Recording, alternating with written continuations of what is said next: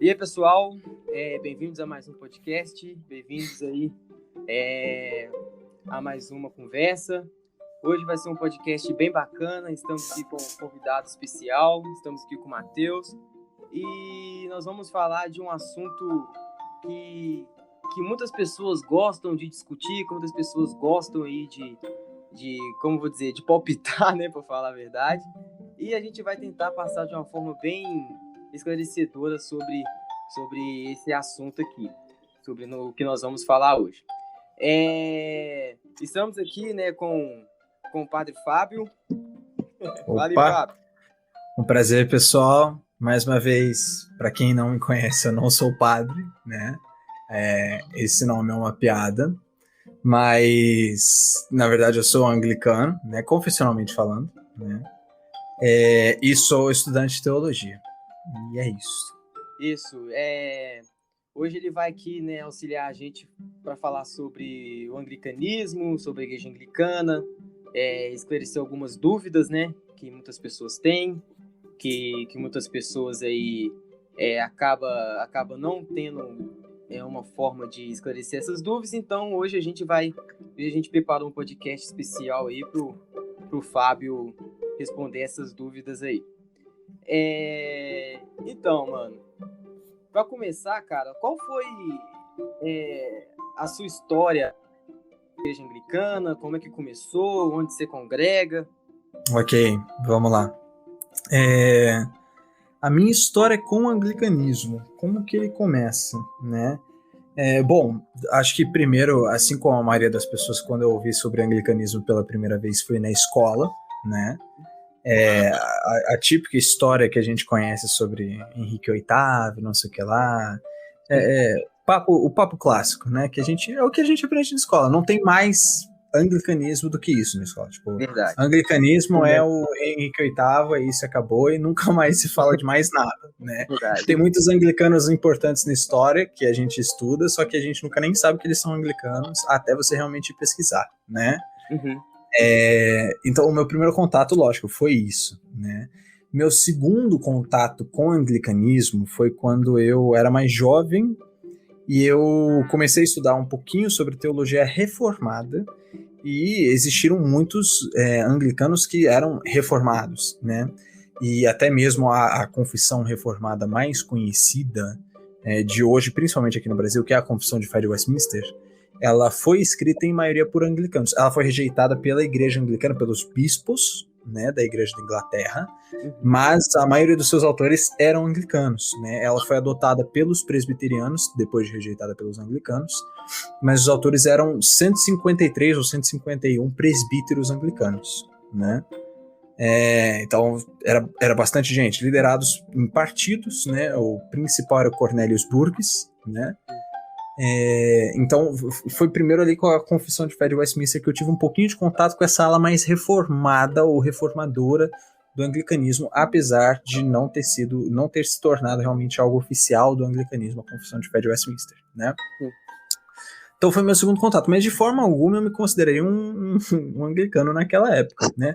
Até porque eu ainda tinha essa convicção muito de que... Convicção não, essa única ideia de que começou por causa de Henrique VIII ali, ali, e eu ficava tipo, melhor não me associar com isso aqui não, né? Não tem interesse, eu era mais associado com reformados na época, eu era muito mais jovem, né? Quer dizer, muito mais jovem também é um exagero. Tem uns, o quê? A gente tá em 2021, tem uns... Já tem 7 anos que foi essa época. Nossa, muito tempo, hein, mano? Você era reformado? Eu não deixei de ser reformado há 7 anos, mas há 7 anos atrás foi os meus primeiros contatos com isso, né? Sim. Então, já tem um tempo, né? Aí, lógico, passou muito tempo com o homem considerando reformado. Para quem não sabe, a maior parte da minha adolescência, ela foi passada dentro de uma igreja batista, né? Então eu cresci dentro da igreja batista. Para. Fábio na Batista. Peraí. Pois é. Não, isso é revelação. É aí que tá. Muita gente não pegou isso ainda, mas o Crosscast, né, que já foi até mencionado, né? Apesar de que a gente vai cortar aquela parte, mas o Crosscast eu faço com o Steven e com o Clava, ou o Devassa, né, como a gente também chama ele. São todos meus amigos da Igreja Batista, né, que eu cresci com eles. Nossa, né? bacana. Eu cresci ao lado deles. O Crosscast começou com um podcast da Igreja Batista, né? E acabou se tornando uma coisa independente, né? Até por isso que eu continuo nele e tudo mais, né? Porque provavelmente eu não continuaria nele, não poderia continuar nele, né? Eu entendo. Mas ele nasceu dessa forma, eu fui criado dentro desse contexto. Então, assim, na época, eu fiquei muitos anos... Eu demorei para sair da Igreja Batista, sendo honesto, né? Então eu fiquei muito tempo me considerando reformado dentro da Igreja Batista. Não um batista reformado, de forma alguma, não me considerava batista reformado. Eu era quase que um infiltrado presbiteriano dentro da Batista. Eu não trocava da Batista porque eu tinha muitos amigos lá, né? Mas a teologia era quase toda presbiteriana, mais convencional, vamos dizer assim, né? Foram vários anos assim. Eu comecei a ter realmente mais contato com o anglicanismo em si por volta de 2017. Foi 2017. Foi 2017 os primeiros contatos que eu comecei a ter, mas super básicos, assim, tipo, bem insignificantes, através da minha irmã, que estava na Inglaterra, né? E daí eu comecei a ter mais contato realmente em 2018, né? Que daí a minha irmã voltou de novo para Inglaterra, né? E no que ela voltou, ela foi como missionária a primeira e a segunda vez. Só que a primeira vez que ela foi como missionária, ela não ficou muito tempo como missionária da Anglicana. Ela ficou de outra igreja que eu não sei de que denominação que era, até a propósito, né? Pra você ter uma ideia, eu cheguei a visitar a igreja, eu não sei que denominação que ela era. Porque eu fui visitar ela, né? E eu visitei aquela igreja, eu não lembro que denominação que era. Mas, e daí, quando ela foi de novo, ela passou mais um ano lá, aí ela ficou como missionária da igreja anglicana. E os primeiros contatos foram através dela. Ela falou, mandava foto da paróquia dela e tal. Ficava tipo, bonitinho, tal. Falava do pastor dela e tudo mais e tal. Eu fiquei, muito interessante. E daí, ao mesmo tempo, na época, coincidentemente, eu tava começando a estudar um pouco sobre adoração. E o livro que eu tinha pego é o livro muito famoso que tem a participação do Timothy Keller, que é Louvor, Análise Teológica e Prática, né? É um livro muito bom, a propósito. Eu achava que ele ia falar sobre louvor num sentido de música, só que ele fala sobre a liturgia em geral. E ele tem um capítulo inteiro bem, assim, muito bom sobre anglicanismo, porque o autor é anglicano, né? E foi nessa mesma época. A minha irmã tava lá mandando as fotos da paróquia dela, falando alguma coisa e outra, e eu lendo o autor anglicano falando sobre liturgia anglicana, ele tava explicando sobre o livro de oração comum, e daí eu fui ficando interessado. Pensei, poxa, que interessante, né, essa ideia de um livro de oração e tudo mais. Fui criando mais contato. Aos poucos eu fui me inclinando mais ao anglicanismo como tradição, né? Fui me inclinando,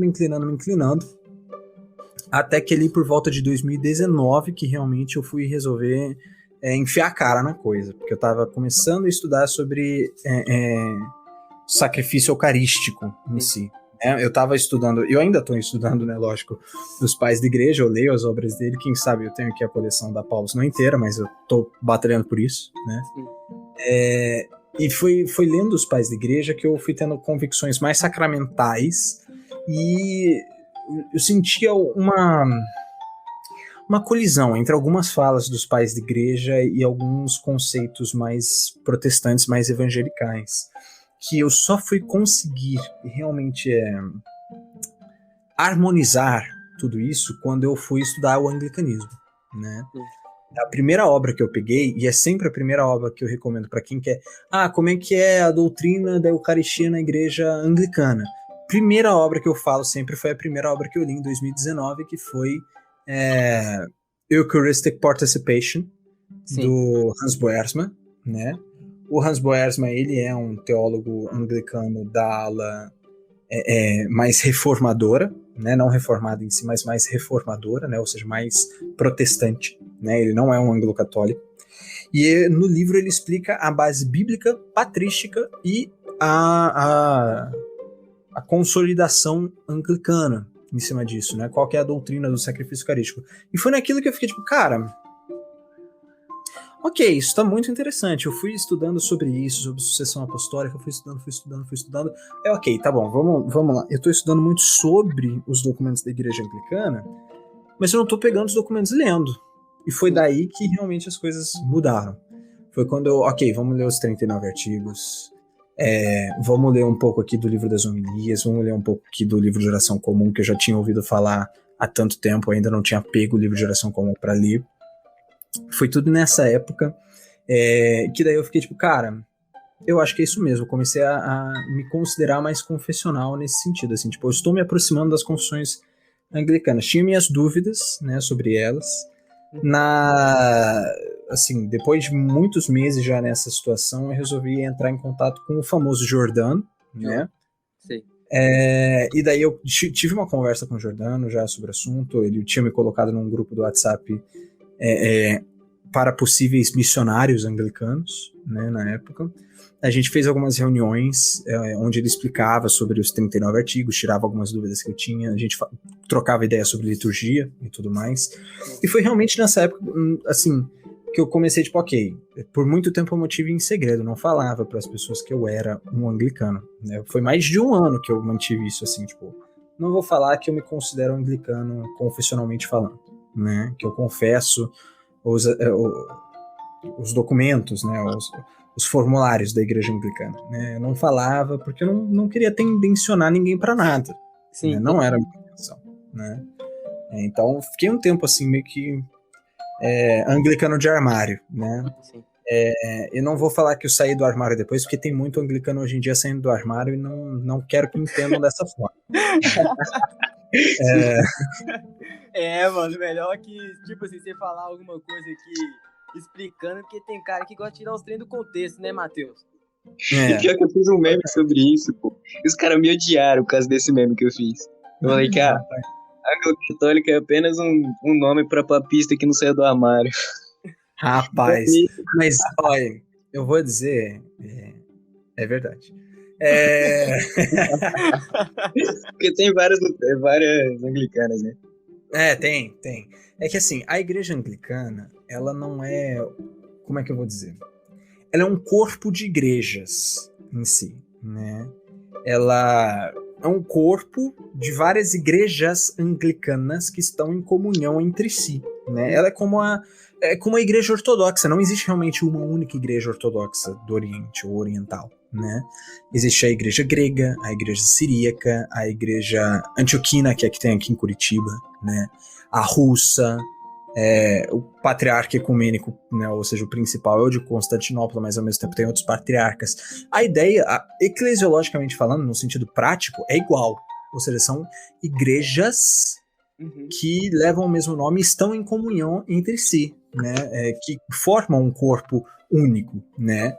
Cada uma tem o seu patriarca, o seu arcebispo, o seu primaz, que é o seu cabeça, e todas elas se reúnem em comunhão ou comunhões, né? Hoje em dia a gente tem mais de uma comunhão por causa de treta, né? Mas isso é uma coisa que no futuro a gente espera que seja resolvido, a gente ora muito por isso, né? Cara, bacana isso, cara, sobre sua história. Entrando no anglicanismo, até porque tem uma curiosidade muito top aí, cara. Todas as pessoas que a gente foi fazer podcast, conversar, elas passou pela fase reformada. É muito comum. Mateus aí também. Sim. Viu? Todas as pessoas passaram pelaquela fase, passei pela fase reformada, calvinista, presbiteriana, entendeu? E depois as pessoas foi seguindo ali as tradições a partir disso tudo. E Inclusive, comecei a virar luterano depois da influência do padre Fábio para ler a patrística, hein? Olha só, muito bacana, cara. Muito bacana. Uma coisa que eu não comentei, na verdade, né? Tem uma igreja presbiteriana, tem várias igrejas presbiterianas aqui em Curitiba, na verdade, né? Mas a principal é ali do centro da cidade, que é uma igreja histórica, né? O prédio dela foi construído em 1888, foi construído por imigrantes escoceses, então é um prédio muito lindo, né? Pequenininho, é uma igreja pequenininha, né? Mas linda que só, uma arquitetura muito, assim, a cara, assim, cuspida e escarrada, a arquitetura escocesa, né? E eu frequentei ela durante 6 meses, na real, né? Eu meio que tentei deixar a Batista nesse meio tempo aí, que eu tava meio que de infiltrado, vamos dizer lá, né? Eu tentei deixar a Batista, fiquei 6 meses lá. Eu não pretendo criticar de forma alguma, né? Mas é que, na minha experiência pessoal, eu não fui muito bem recebido, né? Não é que não teve represália a mim em nenhum sentido, mas é que realmente, tipo, ninguém parou para conversar comigo, perguntar quem eu era, de onde que eu vinha, etc. Então, eu não fui... Não é que não fui bem recebido, eu não fui recebido em nenhum sentido. Eu não fui nem mal recebido na igreja. Eu não fui recebido, simplesmente. Mas eu tive essa fase. Tem muita gente que é reformada e nunca vai pra igreja presbiteriana, né? Então eu posso dizer, olha, fui durante... Não foi nem 6 meses, foi 8 meses, acho. Foi quase 10 meses. Entre 6 e 10 meses, foi uns 8, acho. Foi 8 meses. Sim. 8 meses que eu frequentei a presbiteriana ali, mas não foi muito pra mim, não, sendo honesto. Até por muito tempo, hein, mano? 8 meses é muito tempo. Tem muita gente que frequenta menos, né? Tem gente que passa menos tempo no anglicanismo e vai pro catolicismo romano, né? Exatamente. Sem dizer nada, né? Mas eu frequentei ali durante uns 8 meses a presbiteriana, só que realmente não era para mim, assim, eu gostava, assim, do estilo do culto, mas a vivência de igreja acabou... Não rolou, né? Não rolou. E é muito pessoal, não tô querendo criticar em nenhum sentido. É uma coisa que eu passei. Se você tem interesse em ir pra presbiteriana, do fundo do teu coração, assim, você tem toda a tua liberdade, sua história não vai ser igual à minha, ok? Sim, verdade. Então eu tive essa fase, assim, né? Acho que muita gente entra com interesse em teologia sempre por causa da teologia reformada, né? Sim. Vamos dizer. É que é uma teologia muito... Como é que eu vou dizer? A teologia reformada é uma teologia pop. Sim, verdade. Atraente. Tá na boca do povo. Tá na boca do povo, né? Tem Iago Martins, tem Augusto Nicodemos, todo mundo que tá na mídia, né? Então, tipo, assim, lógico, eu não tô dizendo que eu admiro qualquer um desses, né? Ou que eu desgosto também de qualquer um desses, né?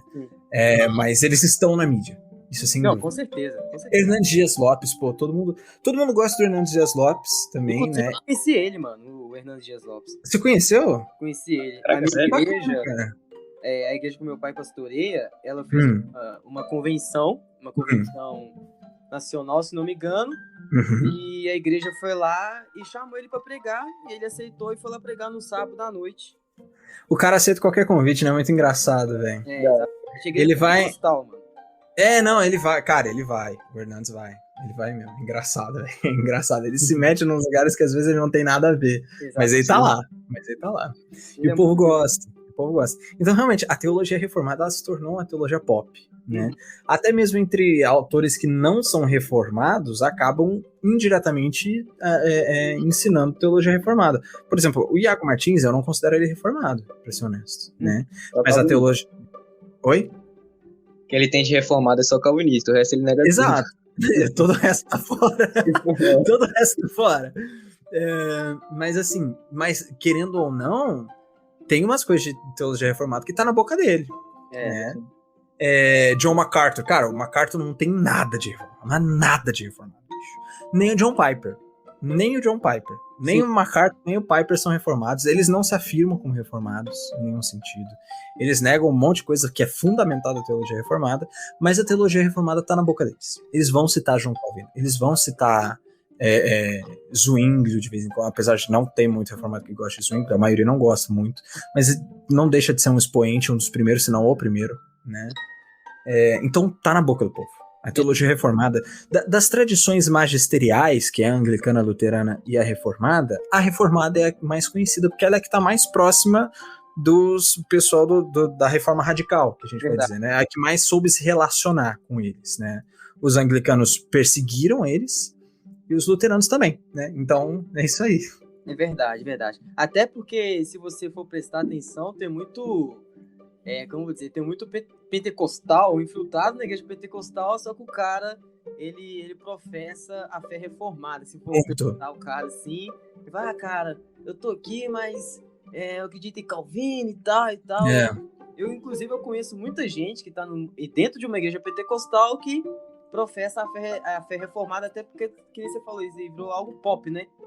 tá na boca do povo aí. Mas é que tá, cara. Tem muita gente que acha que ainda é pentecostal, né? Que fala, eu sou pentecostal reformado. Cita o livro do Walter McAllister, né? Pentecostal reformado. Mas assim, eu vou ser muito honesto. Eu amo o Walter McAllister, cara. Gosto muito dos vídeos dele. Pra mim, ele é um cara com muita sabedoria, né? Claro, eu tenho minhas discordâncias teológicas dele, né? Mas eu não levo ele como um teólogo. Eu vejo ele como um pastor. E ele é um excelente pastor, cara. E ele tem esse livro, né? Pentecostal reformado. E assim, eu vou ser honesto. Pra mim, o Walter McAllister não é mais pentecostal há um tempo. Ele é um reformado continuista que acredita por pia fé que ele ainda é um pentecostal. Mas tudo bem, né? Eu não vou ficar metendo a colher no assunto que é exclusivamente dele. Né? Mas ele divulgou muito essa ideia do pentecostal reformado, isso sem dúvida. Assim, Bruna Santini, o pessoal do Twitter, muita gente leu esse livro. Eu ainda não peguei esse livro para ler, né? Mas não deixo de conhecer o Walter McAllister. Até uma curiosidade, né? O pai dele, Roberto McAllister, né? A minha mãe se converteu por causa do pai dele na igreja do pai dele, quando o pai dele era vivo. Pois é. A minha mãe, ela, né, é carioca, né? Então ela cresceu ali no Rio de Janeiro, né? Quando ela é criancinha. E daí foi ali quando ela tinha 9 anos, mais ou menos. Isso era o quê? 1978, que ela viu uma propaganda na televisão, tipo uma propaganda rápida, assim, do Roberto McAllister, se eu não me engano, chamando pra Cristã Nova Vida, né? Que na época ainda era Pentecostal Nova Vida. Ela e a minha avó foram, porque, lógico, ela tinha 9 anos, né? Quem foi levar ela foi a minha avó. Lógico. Elas se converteram na igreja, que hoje é a igreja do Walter McAllister, né? Que ele assumiu a igreja do pai dele. Bacana, cara. Nossa, pois é. Bacana demais. E tipo assim, eu ia acabar fazendo essa pergunta pra você sobre o pentecostalismo reformado e tal, e foi até bom você tocar no assunto. Que não tinha como, eu ia tocar nesse assunto de todo jeito. Mas, mano, você falou ali da igreja anglicana, que tem várias igrejas anglicanas e tal, em um só corpo, etc. Mas como exatamente surgiu a igreja anglicana? Qual é a origem? Nossa, tá. Isso é um assunto complexo, gente. Que aí que tá. Quando você tá na escola, o professor ele vai tentar simplificar pra você. Ele acaba, infelizmente, emburrecendo a história, né? Ele não simplifica. Ele faz uma redução que é desonesta, na verdade, infelizmente, né? O que acontece, né? Vamos lá, agora a gente vai entrar em vários fios. Tentem acompanhar o raciocínio. Eu vou tentar. Vamos lá. O cristianismo chega na Inglaterra ali por volta do final do século I ou começo do século II. Existe um debate sobre isso, certo?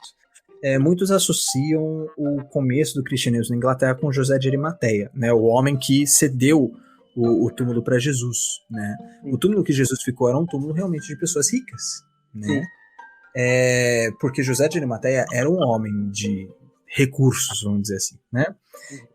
O que diz a tradição é que ele tinha esses recursos porque ele trabalhava com mineração, né? E as Ilhas Britânicas eram, tecnicamente, uma das mais recentes descobertas, não, conquistas do Império Romano. E as Ilhas Britânicas eram cheias de minério. Então, disse que José de Arimateia fez uma viagem, tecnicamente, a negócios para lá, né?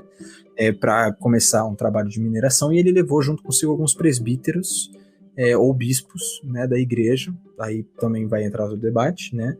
E eles plantaram a primeira igreja lá, né? E daí tem outras teorias, etc. Ali no meio do caminho você vai encontrar São Patrício, tal. Você vai ter a Idade Média. Agora vamos lá. Como que começa a igreja anglicana em si? Ela, logicamente, começa quando o cristianismo chega lá, mas ela, por um tempo, sim, ficou submetida ao papado. Isso é inegável que durante um bom período da Idade Média, a igreja anglicana esteve debaixo do papado. Isso é inegável, né? Ela se submeteu, não foi. Tem muita gente que tenta argumentar que ela sempre foi uma igreja independente. Não, ela não sempre foi uma igreja independente. Ela começou como uma igreja própria, entre aspas, né? Ela não deixava de estar em comunhão com todas as outras igrejas, só que a comunicação entre elas era realmente muito pequena, ela não aparentava nenhum tipo de dependência da Sé Romana ou submissão de qualquer forma, né? Ela estava em comunhão com toda a igreja, né? Mas ela cuidava de si própria. Tem o debate se ela se submeteu oficialmente ao papado ali só pelo século IX ou pelo século XI, ou se foi imediatamente ali no século V ou VI, né? Não vou entrar nos pormenores disso. A questão ela começa a voltar a ter um interesse de liberdade ali por volta do século XIII, que é com John Wycliffe. John Wycliffe é o primeiro pré-reformador, né? E, lógico, a Inglaterra já estava descontente com o papado há um tempo, né? Existiram vários abusos papais dentro do território britânico ao longo da Idade Média, né? Então isso gerou muito desgosto entre muitos clérigos, e John Wycliffe ele era professor em Oxford, né? E ele começou um movimento, o primeiro movimento reformador da história, tecnicamente é o movimento dos Lombardos, né? Que é de Wycliffe, na Inglaterra. E Wycliffe ele começa a falar muitos dos princípios que se tornaram princípios dos reformadores. Lógico, ele não sistematiza tanto quanto eles, porque não era a intenção dele, não era a preocupação dele, né? Mas todas as raízes e as primeiras sementes estão lá, né? Você vai encontrar semente de sola escritura lá. Você vai encontrar, logicamente, sementes contra a transubstanciação. Era uma das coisas que ele mais falava, era contra a transubstanciação. Contra a primazia papal, ele falava abertamente, ao ponto de ser impressionante que ele não tenha sido martirizado, né? Ou melhor, que ele não tenha sido vítima de um assassinato, né? Aí realmente entra uma questão de jurisdição da Inquisição sobre o território britânico ou não, né? Mas começa ali, né? No século XIII começa o interesse em voltar a ser algo independente. O movimento dos Lollardos começa com John Wycliffe, é um movimento grande, não era um movimento tão pequeno assim, não. E ele continuou. Depois da morte de Wycliffe, o movimento dos Lollardos continuou. Foram os Lollardos que influenciaram daí, levaram os escritos de Wycliffe até John Huss, na Boêmia, né? Aí já no século XV. John Huss ele se torna tecnicamente dá para dizer que ele era um Wycliffita, né?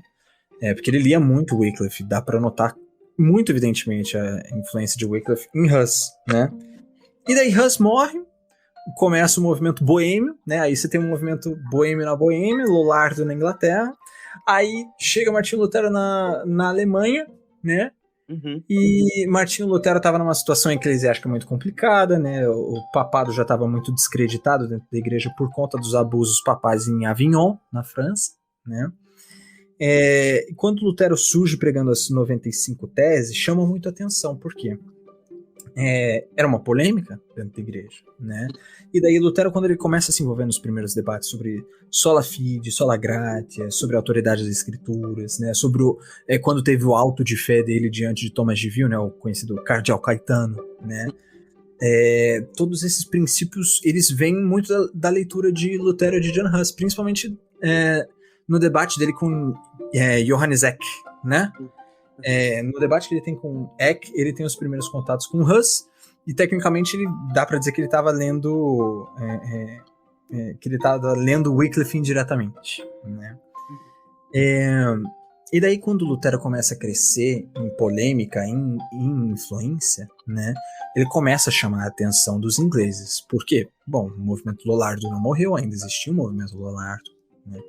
Já estava realmente um pouco diminuto, bem diminuto, podemos dizer assim. Só que o descontentamento com o papado na Inglaterra já estava acumulado de séculos, né? Desde antes de Wycliffe. Mas Wycliffe já tinha levantado essa bandeira 3 séculos atrás, né? E estava perdurando, o pessoal estava de saco cheio do papado, né? Que é isso? Isso aqui não dá os abusos papais em cima da terra britânica, né?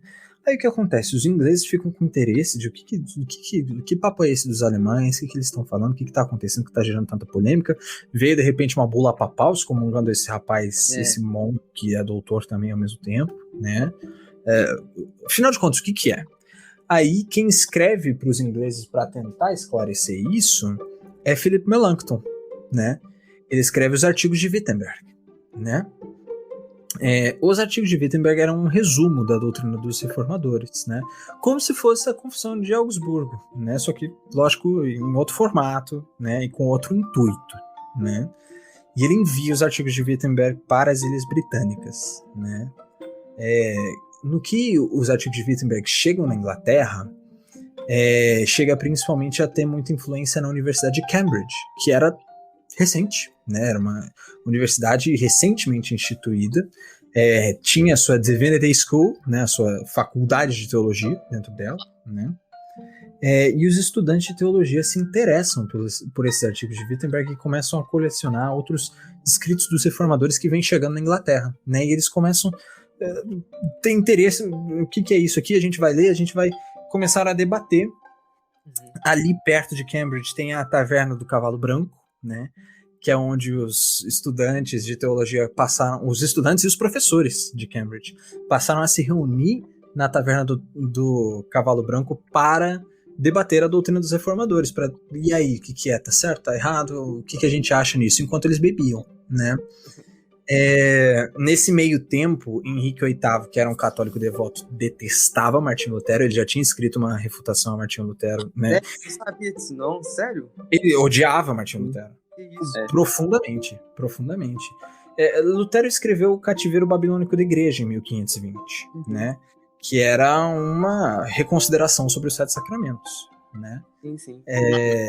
E nem mesmo chega a representar a posição final de Lutero sobre os sacramentos. São considerações, né, dele. São as primeiras grandes considerações. E Henrique VIII leu o Cativeiro Babilônico da Igreja e ele odiou a obra. E ele escreveu uma resposta.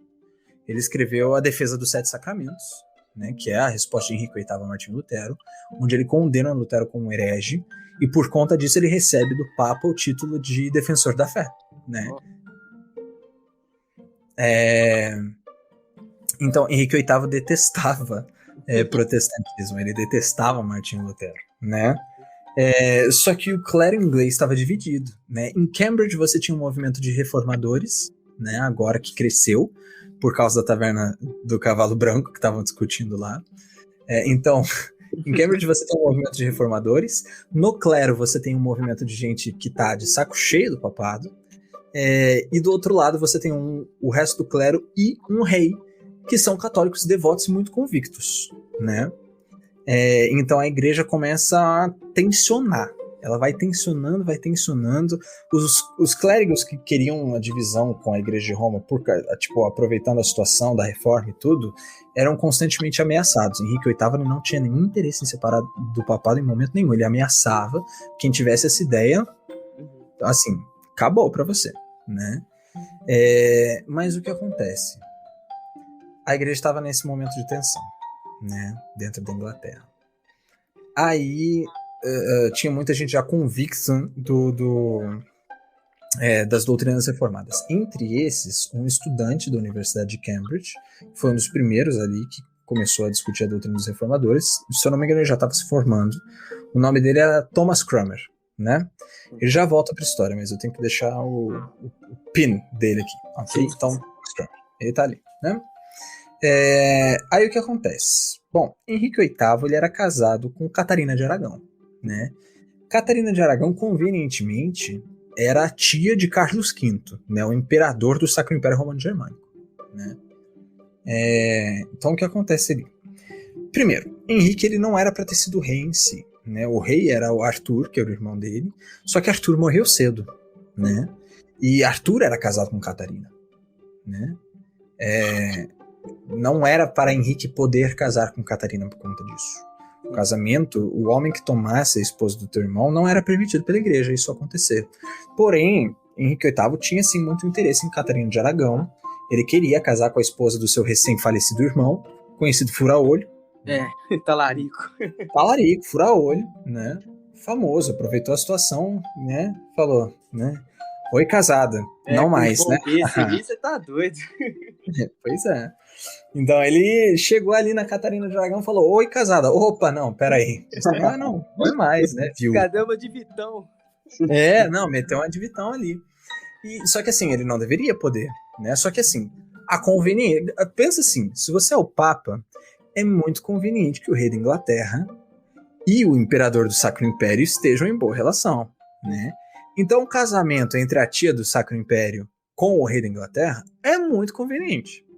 É muito conveniente. E já tinha acontecido, só que morreu o esposo dela. E agora assumiu outro cara que não é casado com ela. Ele quer casar com ela? que a gente faz? Pergunta pro Papa.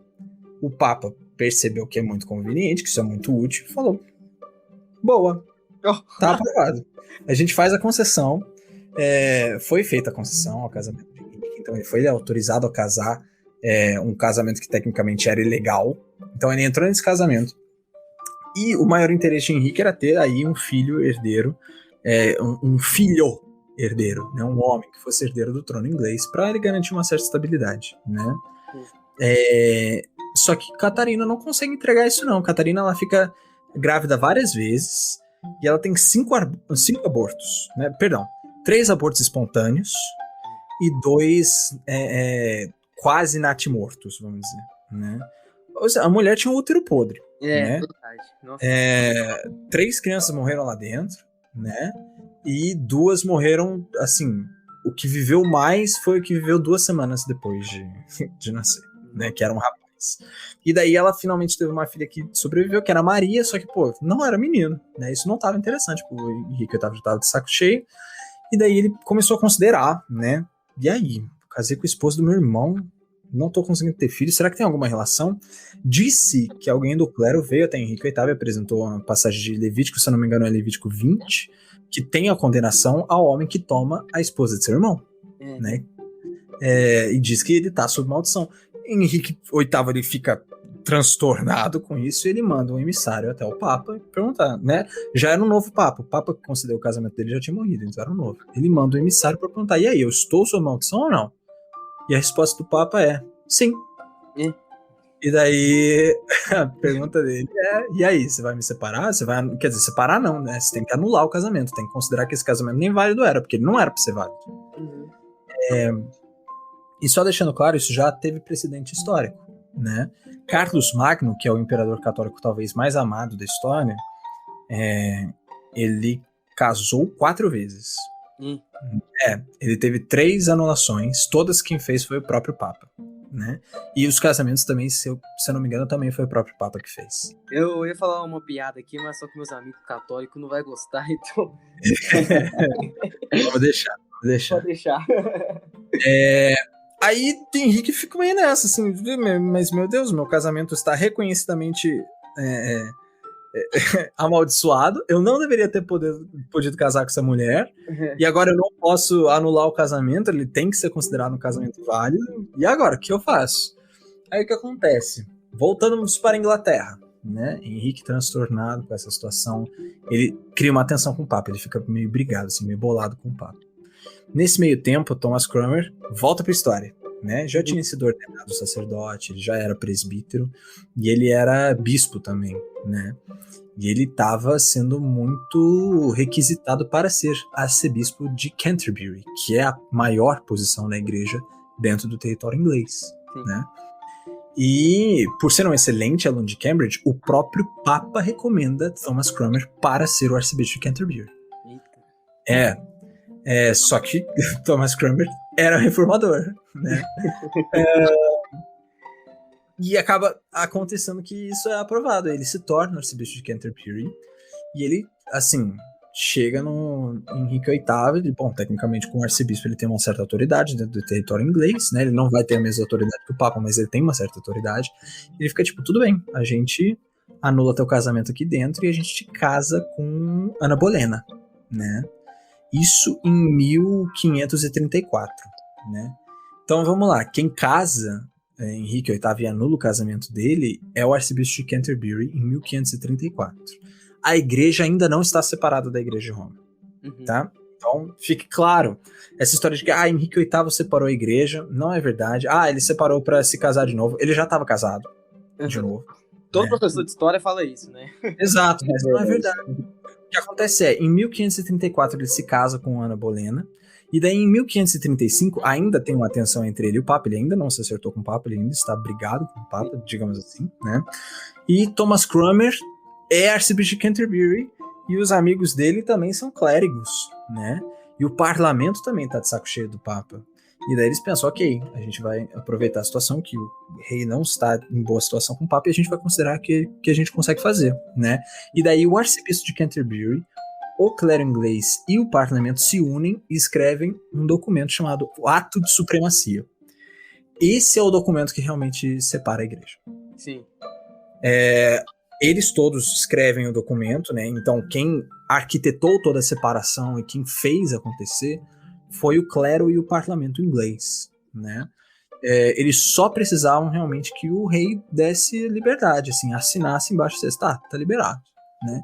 E foi o que aconteceu. Isso em 1535.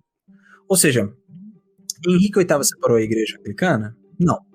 Quem separou a igreja anglicana foi o ato de supremacia. Quem que escreveu? O arcebispo de Canterbury e o parlamento. Então eles que separaram.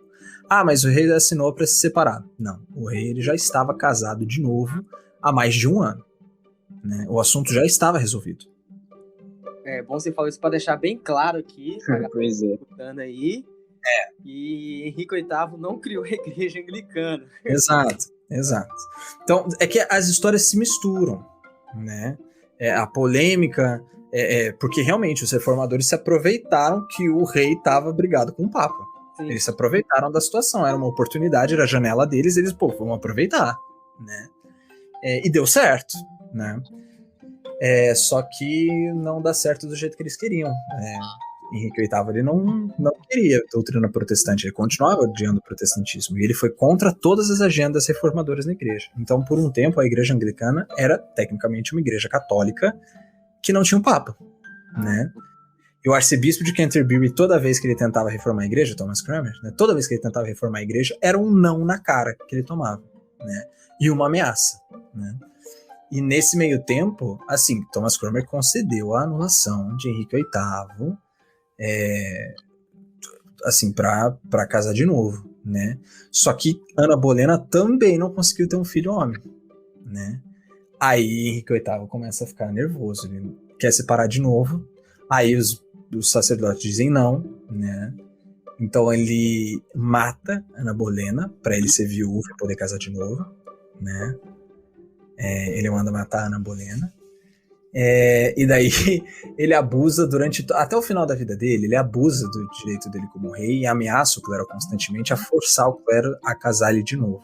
O clero é muito abusado por Henrique VIII, né? Ele é tecnicamente talvez o maior inimigo da igreja anglicana tenha sido ele mesmo, né? Tanto que ele não tem nenhuma data no calendário anglicano. Tipo, ele não é celebrado no calendário anglicano. Na verdade, a igreja anglicana considera ele como um homem sem méritos, né? Sem mérito algum, na verdade, um grande inimigo da reforma. É depois que ele morre que daí assume Eduardo VI, né? Que foi o único filho que ele conseguiu ter. Aí, quando o Eduardo assume, aí Thomas Cranmer e todos os reformadores, John Jewell, etc., aí eles, a gente tem um livro aqui, livro de oração comum, a gente tem aqui, artigos que a gente escreveu sobre reforma, com as novas doutrinas da igreja que a gente vai passar a defender, a gente vai reformular tudo aqui, pra gente defender as doutrinas que há tempo a gente queria estar defendendo junto com os outros reformadores, e é isso. E Eduardo VI, como um belo rapaz de 14 anos, disse, tá bom. Uhum. Tá bom. Então essa é meio que a história do anglicanismo. Aí tem contravenções com Maria, aí volta com Elizabeth, daí a igreja anglicana que a gente conhece hoje não é a igreja de Henrique VIII, é tecnicamente a igreja de Elizabeth, né, que é a filha dele que assume depois da outra filha dele, né? Então a igreja atual anglicana não é aquela que Henrique VIII assinou o ato de supremacia. Aquela igreja quase foi destruída praticamente durante o reinado de Maria. O que a gente tem hoje é a igreja elisabetana. Sim, entendi. Então, cara, tu citou um pouco a reforma, Lutero, etc. A gente acaba percebendo que a igreja anglicana ela buscou preservar muitas coisas do catolicismo, né? Assim como fez Lutero. E a reforma acabou mudando algumas doutrinas. Sobre isso, eu queria te perguntar um pouco a diferença entre a justificação luterana, a anglicana e a católica romana. Se puder comentar brevemente? Ok. Muita gente te engana dizendo que existe uma justificação anglicana. Isso é papo para boi dormir, né? Assim, muita gente acha que o anglicano ele acredita em dupla justificação, vírgula. Não. Tem anglicanos que acreditam em dupla justificação. Tem anglicano pra tudo, cara. Tem anglicanos que acreditam em dupla justificação. Eu vou Até acho que vale a pena mencionar aqui, né, que eu fiz a tradução das homilias, né, de algumas das homilias do livro das homilias da Igreja Anglicana, onde a gente vai tratar um pouco mais sobre, né, a justificação, né, eu fiz a tradução das 3 homilias da justificação, né. Então, assim, qual que é a semelhança ou a diferença entre a justificação forense luterana e anglicana? Nenhuma. O que está no livro das homilias e o que está nos 39 artigos é para ser a mesma justificação luterana. É para ser. Ela só não está tão explícita e desenvolvida como o livro de Concórdia, que ele é muito repetitivo, ele é bem exaustivo, né? A Igreja Anglicana não fez assim. Então o artigo 11º vai dizer isso aqui, né? Isso é um formulário da Igreja Anglicana. Vocês querem ouvir o que a Igreja Anglicana diz? É isso aqui. Somos reputados justos perante Deus somente pelo mérito de nosso Senhor e Salvador Jesus Cristo, pela fé, e não por nossos próprios merecimentos e obras. Portanto, é doutrina muito saudável e cheia de consolação que somos justificados somente pela fé, como se expõe mais amplamente na homilia da justificação. Aí ele te direciona para a homilia da justificação. A homilia da justificação, ela vai apresentar uma doutrina da expiação, né, que é exatamente a mesma. Assim, a doutrina da expiação que está no livro das homilias é a mesma doutrina da expiação que está no livro de Concórdia, né? Que é o quê? É uma doutrina da satisfação, que é uma doutrina anselmiana, né, de Santo Anselmo de Canterbury, só que com uma particularidade, né, que é a doutrina da obediência ativa. Eles unem, né? Na obra de Santo Anselmo, a obediência de Cristo só beneficia o próprio Cristo, é apenas para si próprio, né? Para os reformadores, eles viram a doutrina de Santo Anselmo e também viram as escrituras e perceberam que não, a obediência de Cristo beneficia todos os cristãos. Então eles pegaram realmente a satisfação de Anselmo e transformaram realmente numa satisfação vicária, onde a obediência ativa de Cristo é imputada sobre os cristãos. Onde que isso está no livro das homilias? Bom, ele vai dar os destaques, né? Primeiro, o livro das homilias vai fazer uma exposição da expiação exatamente como Santo Anselmo. Então ele vai reproduzir algumas falas, ou melhor, não vai reproduzir as falas em si, mas alguns conceitos e algumas palavras muito similares ao que você vai encontrar em Cur Deus Homo, de Santo Anselmo. E daí ele vai adicionar os pormenores do que você vai encontrar na Confissão de Augsburgo e no resto do livro de Concórdia, que é obediência ativa, obediência à lei, né? Que Anselmo não desenvolve tanto, assim, ele explica por que Cristo é obediente, só que ele não dá tanta destaque para a obediência de Cristo em nós e o seu papel real na justificação. Na homilia da justificação você tem isso, né?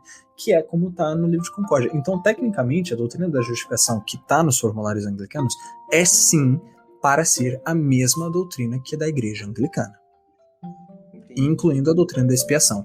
Porém, realmente, ela não é tão... ela não vai entrar tanto em pormenores, assim, quanto o livro de Concórdia. Então, muita gente pega desses...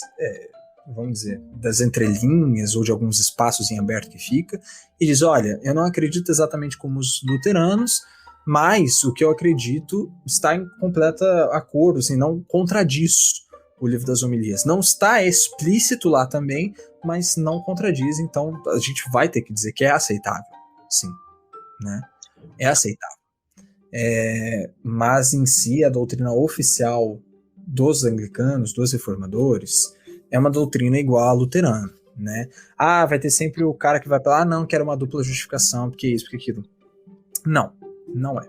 Eu sinto informar, mas não é. Quem fala isso não pegou o livro de Concórdia na mão, né? Porque o livro das homilias, os 39 artigos, o que você vai achar lá não é nada que você não acha no livro de Concórdia, entende? Então falar, não, é uma dupla justificação, é justiça inerente, não sei o que lá, assim, eu encontro a mesma coisa no livro de Concórdia e eu posso te dizer com muita certeza que os luteranos não confessam isso, né? Então, claro, dá para você ser anglicano e confessar a dupla justificação? Dá. Vai contradizer os formulários? Não, não vai, né? Mas dizer que essa é a doutrina? Não, não é. A doutrina ela deve ser lida como ela é, então ela é bem mínima em vários sentidos, mas o que ela indica, para onde ela reclina, é a doutrina luterana da justificação, né? Isso tem que ficar bem claro.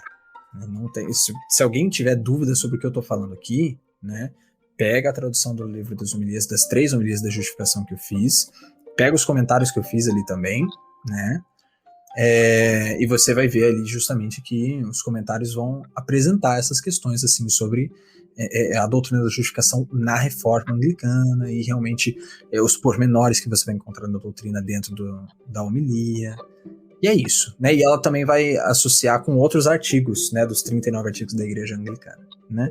Então, se vocês querem um desenvolvimento bom sobre isso, o melhor que eu fiz está nos comentários ao livro das homilias. Agora, a justificação católica romana, cara, ela é complexa. Assim, ela é um sistema quase que bancário, vou dizer assim. Vai ter gente que vai me odiar por falar isso, mas é um sistema quase que bancário, né? Onde você tem mérito que você tem que gerar, é um mérito definido que você tem que gerar, que isso já foi predeterminado. Então é um sistema quase que de saldo e débito, né? Onde você tem que ter mais saldo quando você morrer, para se você tiver mais, assim, fica muito dúbio para as pessoas. Eu vou tentar resumir, vamos lá. No batismo você é enxertado na igreja e é infundida graça em você, né? Você recebe graça justificadora. Agora, enquanto você está nesse estado de graça por causa do batismo, você está produzindo mérito. As suas boas obras por causa de Cristo produzem mérito, né? E esse mérito que vai ser julgado, né? Então, você vai produzindo mérito. Caiu em pecado venial, tudo bem, na Eucaristia e nos outros sacramentos ali que você vai receber, por exemplo, até mesmo na absolvição, você vai receber a remissão disso. Caiu em pecado mortal, você perdeu a graça infundida, né? Essa graça foi morta, né? A graça do seu batismo foi morta. Agora você tem que ir para o que Jerônimo chama de a segunda tábua da justificação, que é a confissão. Então tu vai lá e faz sua confissão, o padre, ele, por extensão da autoridade das chaves do reino dos céus entregue a Pedro, que está na autoridade do Papa, ele estende essa autoridade até você, te perdoa, te reconecta à igreja, te coloca de novo no estado de graça e pronto, de novo você vai acumulando mérito. Suas obras estão acumulando mérito. Quando você consome a Eucaristia, é mérito para você também. Então é mérito. Você tem que conseguir chegar nesse nível de mérito. Como que você chega nesse nível de mérito? Cooperando com a graça, né? Você vai cooperando com essa graça até que, se você terminou a vida e conseguiu atingir o mérito que você precisava produzir, que Deus predeterminou. Eu tô fazendo isso de uma forma muito reducionista, vai ter gente que me odeia, mas não tem como dizer que eu tô mentindo em si, né? Se você conseguiu atingir isso, pronto, você vai direto pro céu.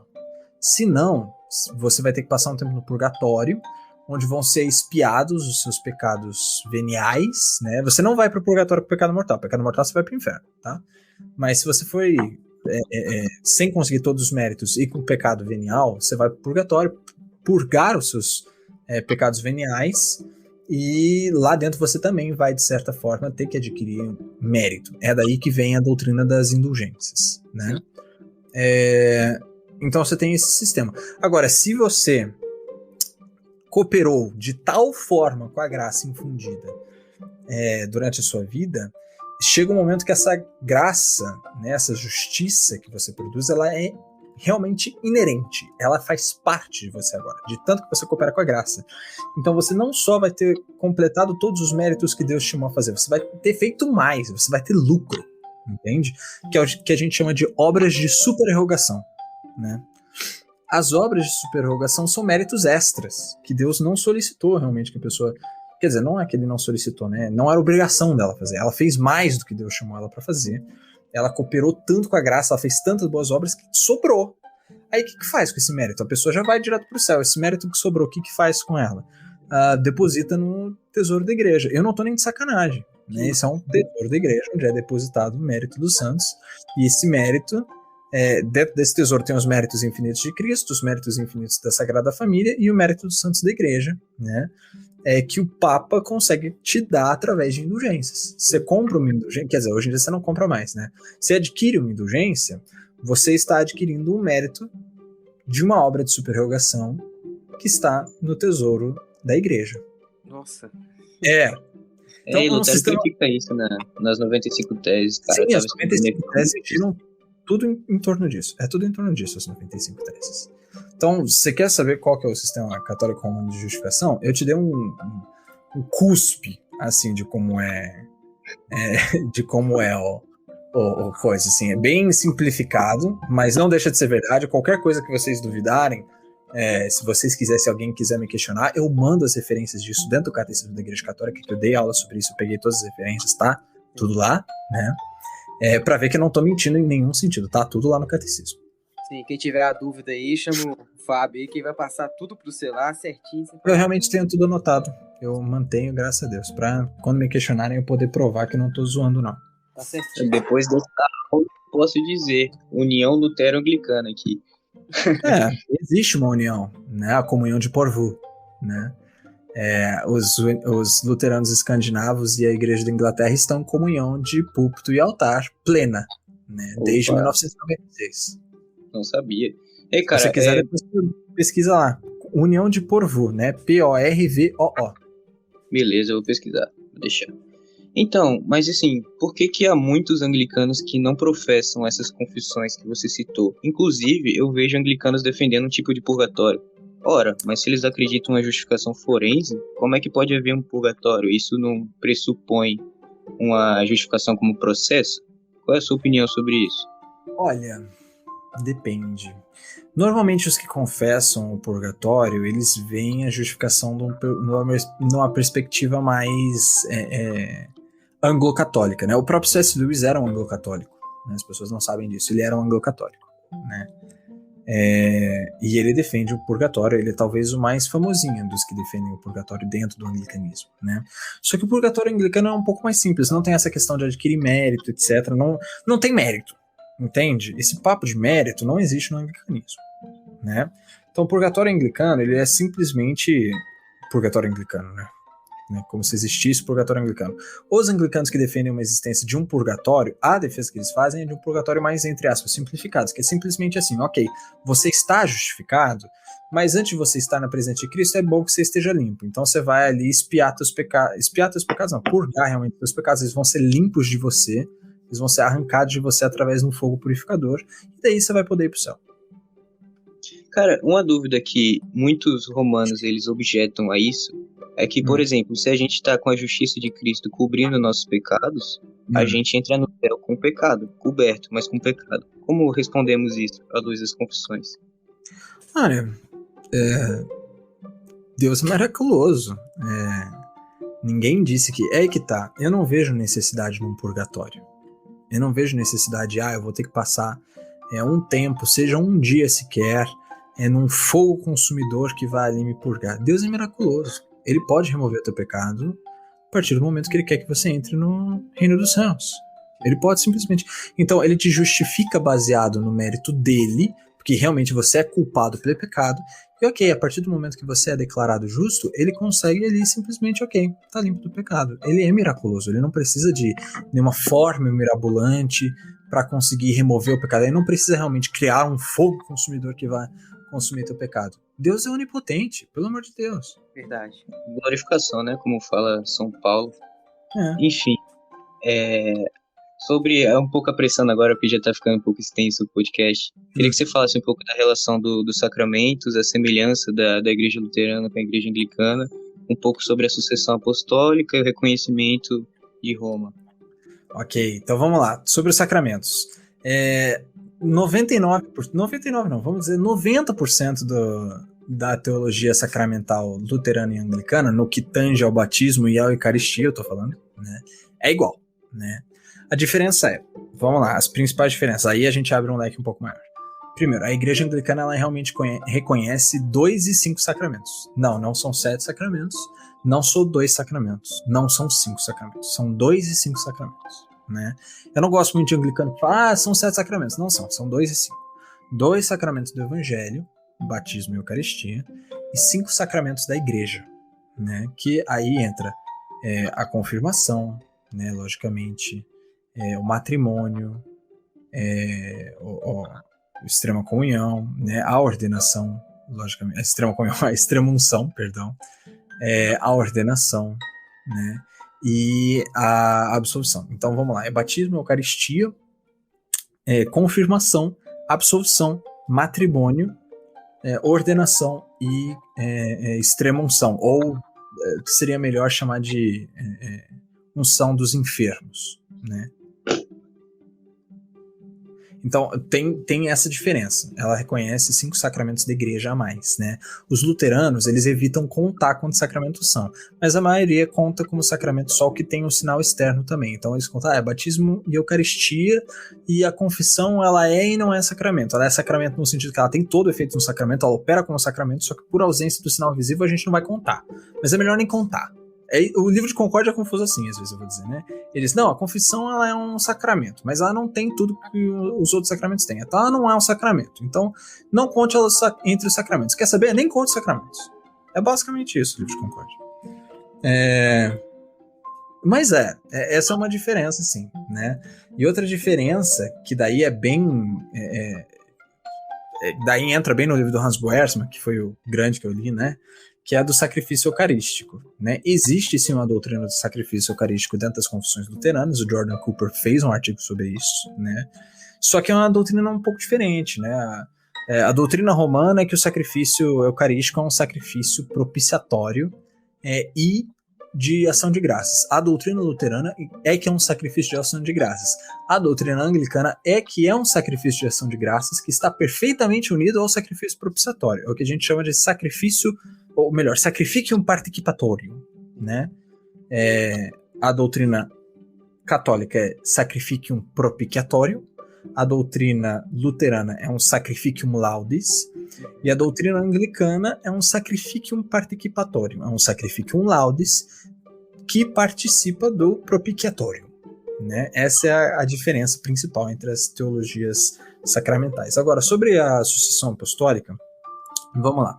Roma aceita a sucessão apostólica oriental, mais porque é mais difícil você rejeitar deles, sendo honesto, né? Por que ela rejeita a sucessão anglicana? Picuinha, sendo muito honesto. O que acontece? Realmente os anglicanos não falaram muito sobre sucessão apostólica durante um tempo, né? Que em si, a doutrina não é a sucessão apostólica, a doutrina é do sacerdócio, né? O que importa é existir uma doutrina do sacerdócio, um sacerdócio contínuo, né? Chamar de sucessão apostólica ou não é outra história, né? Essa não é em si a doutrina, né? Mas a gente ainda assim aceita, né? A questão é que realmente tem que ser reconhecido. Por um tempo não se falava muito, eram poucos anglicanos que realmente tocavam no assunto e falavam abertamente sobre isso, né?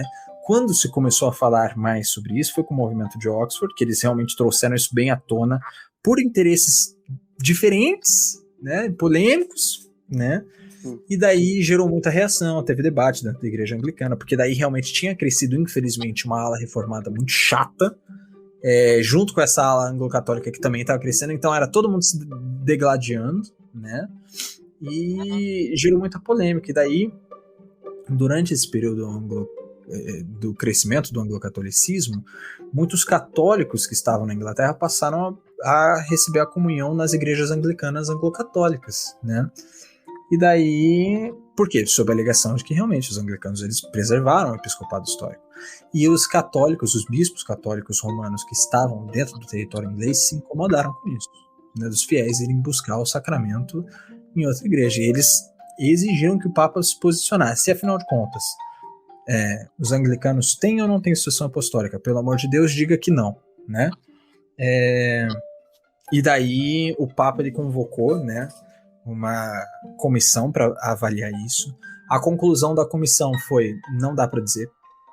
Tipo, a conclusão da comissão foi incerta. Tipo, não tem como dizer sim nem não. Nossa, A comissão diz, não tem como dizer sim nem não, tem argumentos bons a favor do sim, tem argumentos bons a favor do não, a comissão estava dividida, tinha quem dizia que era, tinha quem dizia que não era, não chegou a lugar nenhum, os bispos católicos ingleses botaram pressão mais uma vez, disseram, e aí, tu vai se posicionar ou não? E o Papa, tá bom, eu vou cagar porque a comissão diz e eu vou dizer o que eu acho, né? Eu vou pegar os argumentos de quem não gosta dos anglicanos que fez parte da comissão e eu vou escrever aqui uma bula. Ele escreveu Apostolicae Curae, né? O Apostolicae Curae, ele diz que as ordenações anglicanas são nulas e vazias, etc. E os anglicanos, lógico, ele fez isso por picuinha, porque os argumentos são péssimos, né? E os anglicanos respondem, né? O arcebispo de Canterbury e o arcebispo de York na época escreveram a Sepios Officio, né, em resposta. E na Sepios Officium eles refutam a Apostólica Eccuré, né? Aí vai gente, que é a Vindicatio da Apostólica Eccuré, né? Que é do arcebispo católico romano da Inglaterra, que ele tentou refutar a Sepios Officium. Eu dei uma olhada, eu ainda tenho que ler mais a fundo, mas sinceramente os argumentos que eu vi eu achei péssimos, tipo, vergonhoso assim mesmo. Não tem nenhuma justificação lógica pro que eu li ali. Mas não vou entrar nesse pormenor, até porque essa carta, essa Vindicatio, não foi realmente endossada por nenhuma igreja, é uma posição bem individual ali dos católicos no território inglês. Mas a Igreja de Roma não reconhece a sucessão apostólica anglicana por picuinha do período da Contra-Reforma. Pra você ter uma ideia, recentemente, a Igreja Romana, deixa eu até pegar isso aqui, para eu não falar asneira, né, porque eu tenho que garantir que eu não esteja falando nada desinformado, né? Eu tenho que ir só rapidinho.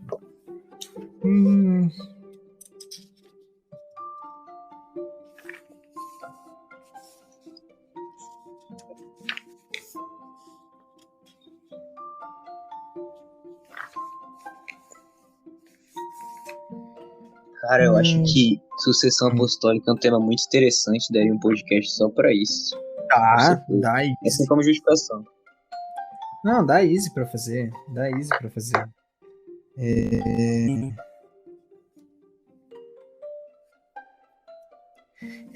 Assim, existe a Igreja Assíria do Oriente, que forma parte da Igreja Caldeia, né, que é uma igreja nestoriana, né, que foi condenada, anatemizada pelo Concílio de Éfeso, né.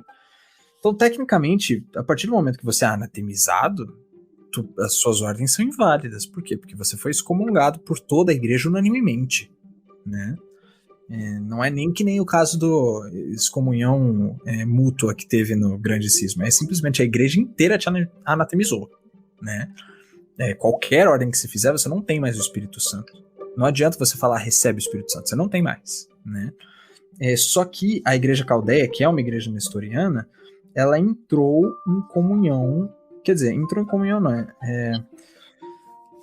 a Igreja de Roma reconhece os sacramentos dela, né? E reconhece as ordenações dela também, a propósito. E não só, deu polêmico o suficiente, deixa eu até puxar aqui.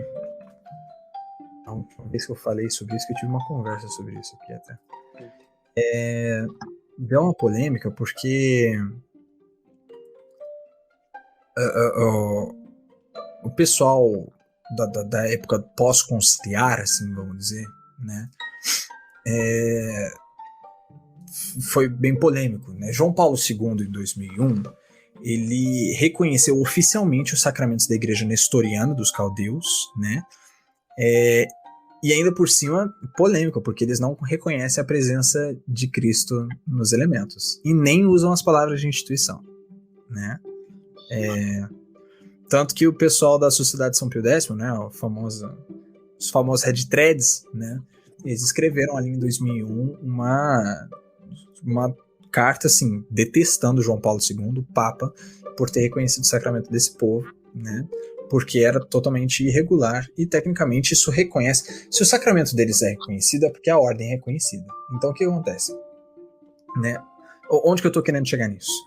A Igreja Católica Romana, hoje em dia, está mais disposta a reconhecer a sucessão apostólica numa igreja que foi anatemizada no Concílio de Éfeso, né, do que reconhecer as ordens anglicanas. Por quê? Porque quando foi perguntado sobre as ordens anglicanas, foi do período da Contra-Reforma, foi ali no século XIX. Quando foi perguntado das igrejas nestorianas, foi depois do Concílio Vaticano II, então a igreja está cheia de amor, né? O único motivo da Igreja de Roma não reconhecer as ordens anglicanas é picuinha. É isso. Sim, verdade. Cara, pra ser sincero, pro pessoal que tá escutando, você que tá escutando aí, eu tive coragem de você pegar um caderninho e anotando tudo que o Fábio tá falando.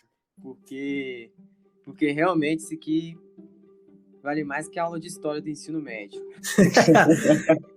Muita coisa vale mais do que uma aula de história do ensino médio com facilidade. Não é um grande mérito também. Vamos lá. Verdade, cara. Muito bom, cara. Muito bom mesmo. Muito Inclusive, obrigado. até eu e o Matheus aqui, a gente tá aprendendo bastante, né? Muito bom mesmo, cara. Inclusive, cara, você pode colocar alguns links pra gente colocar na descrição pra ajudar os nossos ouvintes a estudar mais sobre isso. Você manda claro. lá pra mim, eu disponibilizo tudo. Sem problema, sem problema. Obrigado. E então, Fábio, muito obrigado, mano. Muito obrigado por você ter separado um tempinho do seu dia. Agradeço o convite, gente. Muito obrigado mesmo, cara. Foi de grande aprendizado. Não só para quem tá ouvindo, mas só que para nós aqui também. A gente está começando aqui o podcast, indo aos poucos, convidando o pessoal que a gente confia, o pessoal que manja mesmo. E muito obrigado, cara. Para quem tá escutando aí, valeu pra caramba mesmo você ter separado um tempinho do seu dia, da sua noite, da sua manhã, para escutar a gente. E é isso aí. Valeu, Muito galera. É isso aí, galera. À luz de tudo que foi dito, eu confirmo. É melhor você congregar numa IELB do que numa Anglicana Worship. Isso, cara, eu tô tendendo a dizer isso, na moral. Assim, a igreja anglicana no Brasil tem a IEAB, que é a Episcopal Anglicana, que, cara, pra mim é sem condição, assim, é uma igreja muito liberal, né? Principalmente aqui em Curitiba, eu não gosto do arcebispo daqui, cara, do bispo daqui, não gosto nem um pouco. Eu li uns PDFs dele, alguns artigos dele, que eu fiquei furioso de ler aqui. Né? E a IAB não existe aqui em Curitiba. Né? Então, por conta disso, eu estou realmente congregando na IELB, né, por conta disso. Até aproveitando que anglicanos e luteranos têm uma boa relação lá através da comunhão de Porvoo, mesmo que aqui não seja a mesma coisa, a boa relação existe. Sim, né? Então, exato. Né? Claro, a situação é diferente, mas se tem a boa relação, para mim é uma boa justificativa para congregar na IELB. Porque realmente algumas coisas na IAB, cara, liturgicamente falando, ela não se parece muito com as outras igrejas anglicanas, não, sabe? Mas o meu chip invadiu geral aí, mano. Os caras complicado. estão expandindo. Tá todo mundo querendo imitar o Hillsong. Aqui no Brasil, cara, aqui no Brasil tem paróquias muito boas, como a paróquia do Advento, né? A própria Anglicana Libertador do Jordano é mais equilibrada com isso, ela busca realmente manter a liturgia direitinho do livro de oração comum, né? Mas ainda assim realmente não chega perto do nível da liturgia da IEL, porque é realmente muito superior aqui no Brasil, cara. E é engraçado, bicho, porque tu pega algumas paróquias aqui da IAB, e eu não tô falando mal, tô só falando que é engraçado mesmo, que ela é realmente bem diferente, né?